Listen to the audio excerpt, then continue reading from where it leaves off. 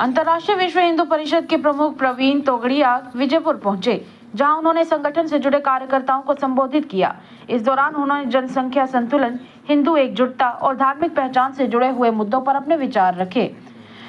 तोगड़िया ने कहा कि देश में जनसांख्यिक बदलाव चिंता का विषय है और हिंदू समाज को संगठित रहने की आवश्यकता है। उन्होंने जनसंख्या नियंत्रण कानून, स्वदेशी व्यापार और धार्मिक आस्था से जुड़े हुए सुझाव भी दिए। बांग्लादेश में हिंदुओं पर कथित अत्याचार और माता वैष्णो देवी मेडिकल संस्थान की MBBS सीटों को लेकर भी उन्होंने आपत्ति जताई। उनके बयान को लेकर राजनीतिक और सामाजिक हलकों में चर्चा तेज हो चुकी है। विजयपुर से गुरदास की रिपोर्ट। कठुआ और सांबा दोनों जगह पर कार्यकर्ता के सम्मेलन किए। इस सम्मेलन में एक विषय सबके सामने रखा है कि यहाँ हर गांव में, शहर के हर कोने में मंगल या शनिवार सप्ताह में एक बार लोगों इकट्ठा होकर सामूहिक हनुमान चालीसा करें। ऐसे देश में 1 लाख हनुमान चालीसा का संकल्प लेकर चल रहे हैं।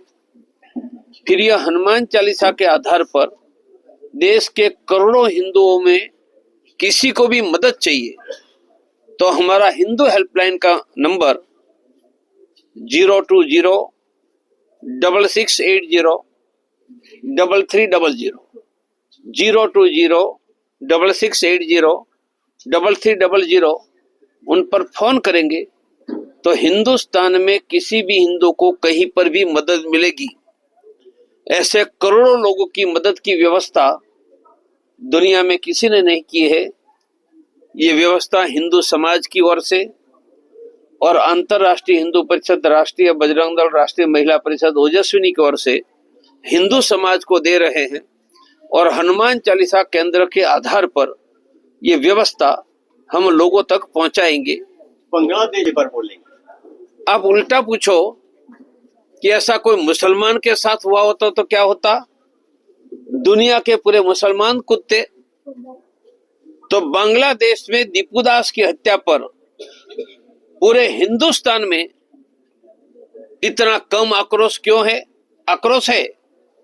अलग अलग संगठन, अंतर्राष्ट्रीय हिंदू परिषद भी आक्रोश कर रहे हैं, पर हर गांव में, हर गली में क्यों? जब तक एक हिंदू के अपमान के लिए लाखों गांव में करोड़ों हिंदू उठकर खड़ा नहीं होगा, भारत और दुनिया में हिंदुओं की रक्षा नहीं होगी। हम चाहते हैं कि हिंदुओं में ऐसा संगठन सामर्थ्य खड़ा हो और भारत सरकार को कहे कि बांग्लादेश इन नाजायज हरकतें बंद नहीं करता है तो बंद करो बांग्लादेश में जाने वाला चावल, नमक, गंगा ब्रह्मपुत्र का पानी घुटनों पर आ जाएंगे। हमारी दया पर ही बांग्लादेश जी रहा है। सर, अगली बात कैसे देखते हैं? मंदिरों में हिंदू पैसा देता है, यह भगवान को देता है।